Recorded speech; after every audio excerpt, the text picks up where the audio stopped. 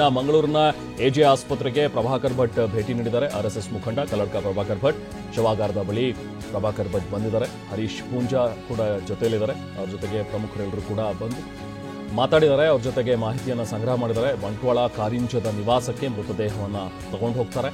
ಬಂಟ್ವಾಳ ಕಾರಿಂಜದ ನಿವಾಸದಲ್ಲಿ ಮೃತದೇಹವನ್ನು ಇಡಲಾಗುತ್ತೆ ಅಂತ ಈಗ ಸದ್ಯಕ್ಕೆ ಮಾಹಿತಿ ಸಿಗ್ತಾ ಇದೆ. ಮೆರವಣಿಗೆ ಮಾಡ್ತೀವಿ, ಮೆರವಣಿಗೆಯಲ್ಲಿ ಸಾವಿರಾರು ಕಾರ್ಯಕರ್ತರು ಭಾಗಿಯಾಗ್ತಾರೆ ಅನ್ನುವಂಥದ್ರ ಬಗ್ಗೆನೂ ಕೂಡ ಕೊಟ್ಟಿರುವಂತಹ ಮಾಹಿತಿ.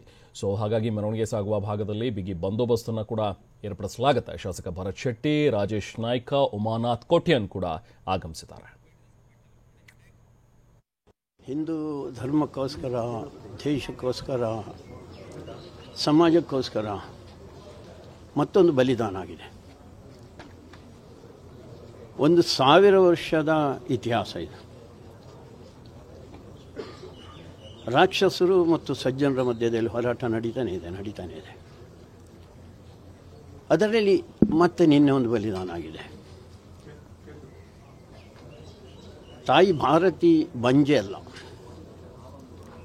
ಅಥವಾ ಇವರು ಯಾರನ್ನೋ ಒಬ್ಬನನ್ನು ಹೊಡೆದು ಉರುಳಿಸಿದ್ದರಿಂದ ಹೋರಾಟ ನಿಲ್ತದೆ ಅಂತೂ ಏನಿಲ್ಲ. ಹಿಂದೂ ಸಮಾಜ ಎದುರಿಸ್ಕೊಂಡೇ ಬಂದಿತ್ತು. ಅದರಲ್ಲಿ ಕಳ್ಳತನದಿಂದ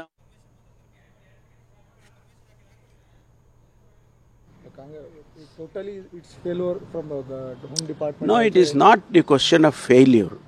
They also should understand that we have maintained peace and harmony in the state. We will not spare anybody who does this kind of things. We will not spare them. We'll bring them to books so that the state is peaceful. Their allegation, yes, they allege that the party is involved, the government is involved. So many things they keep telling, but we have a responsibility.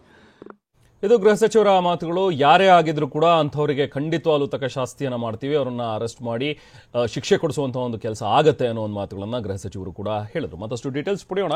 ನಾವು ಪ್ರತಿನಿಧಿ ಪೃಥ್ವಿ ನಮ್ಮ ಜೊತೆಗೆ join ಆಗಿದ್ದಾರೆ. ಪೃಥ್ವಿ, ಈಗ ಒಂದು ವಿಚಾರ, rowdy sheeter Suhas ಶೆಟ್ಟಿಯ ಒಂದು ಕೊಲೆ ಏನಾಗಿದೆ, ನಿನ್ನೆ ರಾತ್ರಿ ನಡೆದಿರುವಂತಹ ಒಂದು ಕೊಲೆ, ಇದೊಂದು ಪ್ರತೀಕಾರದ ಕೊಲೆ ಅನ್ನುವಂಥದ್ರ ಬಗ್ಗೆನೇ ಹೆಚ್ಚು ಚರ್ಚೆಗಳಾಗ್ತಾ ಇವೆ. ಈತನ ಬಗ್ಗೆ ಒಂದು ಪೋಸ್ಟ್ ಕೂಡ ಆಗಿತ್ತು, ಈ ಹಿಂದನೆ ಒಂದು ತಿಂಗಳಿಂದನೇ ಪೋಸ್ಟ್ ಮಾಡಿದ್ರು ಅಂತೇಳಿ ಅನುಪಮ್ ಅಗರ್ವಾಲ್ ಅವರು ಕೂಡ ಹೇಳಿದ್ರು. ಈತ ಕೂಡ ಒಬ್ಬ ನಟೋರಿಯಸ್ ಆಗಿದ್ದ ಈ ಏರಿಯಾದಲ್ಲಿ. ಸೊ ಹಾಗಾಗಿ ಈತನಿಗೆ ಥ್ರೆಟ್ ಇತ್ತು, ನಾವು ಕರೆದು ಈತನಿಗೆ ವಾರ್ನ್ ಮಾಡಿದ್ವಿ ಅನ್ನುವಂಥ ಒಂದ್ರ ಬಗ್ಗೆ. ಸೊ ಈಗ ಹತ್ಯೆ ನಡೆದ ನಂತರ ಈಗ ಯಾವ ರೀತಿಯಾದಂತಹ ಒಂದು ಸ್ಥಿತಿ ಮಂಗಳೂರಿನಲ್ಲಿ ನಿರ್ಮಾಣವಾಗಿದೆ? ಈತನ ಒಂದು ಮೃತದೇಹ ಮೆರವಣಿಗೆ ಮಾಡೋದ್ರ ಬಗ್ಗೆ ಏನಾದರೂ ಪ್ಲಾನಿಂಗ್ ನಡೀತಾ ಇದೆಯಾ? ಜೊತೆಗೆ ಈಗ ಸದ್ಯಕ್ಕೆ ಸಿಚುವೇಶನ್ ಹೇಗಿದೆ? ಒಂದು ರೀತಿ ಬೂದಿ ಮುಚ್ಚಿದ ಕೆಂಡ ಅನ್ನುವಂಥದ್ರ ಬಗ್ಗೆ ಮಾತುಗಳು ಕೇಳಿ ಬರ್ತಾ ಇರುವಂತಹ ಒಂದು ಬೆನ್ನಲ್ಲೇ ಹೇಗಿದೆ ಈಗ ಸದ್ಯಕ್ಕೆ ಸಿಚುವೇಶನ್ ನಲ್ಲಿ ಮಂಗಳೂರಿನಲ್ಲಿ? ಪೃಥ್ವಿ.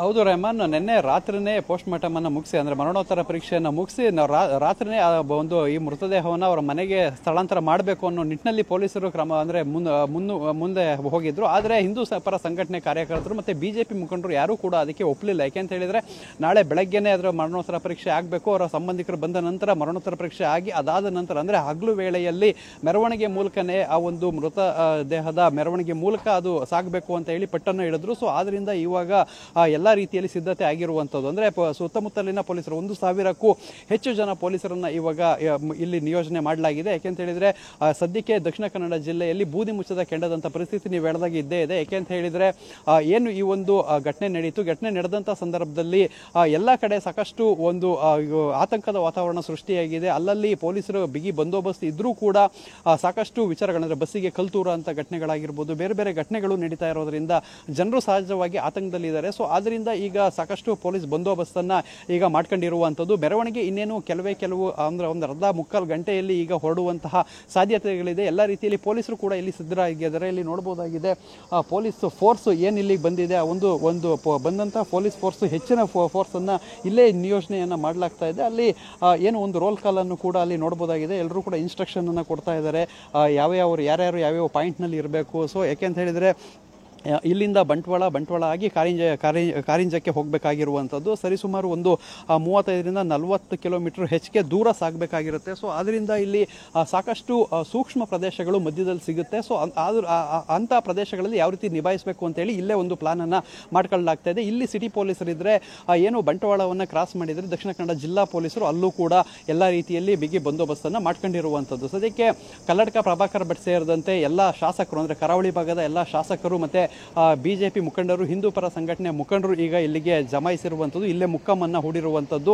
ಸದ್ಯಕ್ಕೆ ಅವರ ಏನು ಮೆರವಣಿಗೆ ಮೂಲಕನೇ ಹೋಗಬೇಕು ಅಂತ ಹೇಳಿ ಪಟ್ಟನ್ನು ಹಿಡಿದಿದ್ದಾರೆ. ಸೊ ಪೊಲೀಸ್ ಇಲಾಖೆ ಕೂಡ ಅದಕ್ಕೆ ಸನ್ನದ್ಧರಾಗ್ತಾ ಇರುವಂಥದ್ದು. ಸದ್ಯಕ್ಕೆ ಆರೋಪಿಗಳು ಪತ್ತೆ ಕೂಡ ಇನ್ನೂ ಆಗಿಲ್ಲ. ನೀವು ಹೇಳೋ ಹಾಗೆ ಈ ಒಂದು ಸುಹಾಸ್ ಶೆಟ್ಟಿ ಸಾಕಷ್ಟು ಪ್ರಕರಣಗಳಲ್ಲಿ ಇದ್ದಿದ್ದಂಥದ್ದು, ಸಾಕಷ್ಟು ಥ್ರೆಟ್ ಇತ್ತು. ಸೊ ಪೊಲೀಸರು ಕೂಡ ಅವಾಗ ಕರೆದು ಕೆಲವೊಂದು ವಾರ್ನಿಂಗ್ ಅನ್ನು ಕೂಡ ಕೊಡ್ತಾ ಇದ್ರು. ಸೊ ಇಲ್ಲೇ ಇದೇ ಅಡ್ವರ್ಸ್ ಆಗಿದೆ ಅಂತ ಹೇಳಿ ಈಗ ಬಿಜೆಪಿ ಕಾರ್ಯಕರ್ತರು ಪೊಲೀಸ್ ಇಲಾಖೆಯ ಮೇಲೆ ಒಂದು ಆರೋಪವನ್ನು ಕೂಡ ಮಾಡುವಂತ ಘಟನೆಗಳು ಕೂಡ ನಿನ್ನೆಯಿಂದ ನಡೆದಿದ್ದನ್ನು ನಾವು ನೋಡಬಹುದಾಗಿದೆ. ಸದ್ಯಕ್ಕೆ ಹಿರಿಯ ಪೊಲೀಸರು ಅಂದ್ರೆ land order ADGP R Hitendra ಇಲ್ಲೇ ಬಿಟ್ಟಿದ್ದಾರೆ. ಮತ್ತೆ ಸುತ್ತಮುತ್ತಲಿನ ಜಿಲ್ಲೆಯ SP ಮತ್ತೆ ASP ಮತ್ತೆ ಏನು ಕಿರಿಯ ಅಧಿಕಾರಿಗಳ ವರ್ಗ ಏನಿದೆ ಅಂತ ಆ ಅಧಿಕಾರಿಗಳ ಮಟ್ಟದಲ್ಲಿ ಎಲ್ಲರನ್ನೂ ಕೂಡ ಇಲ್ಲಿಗೆ ಕರೆಸಲಾಗಿದೆ.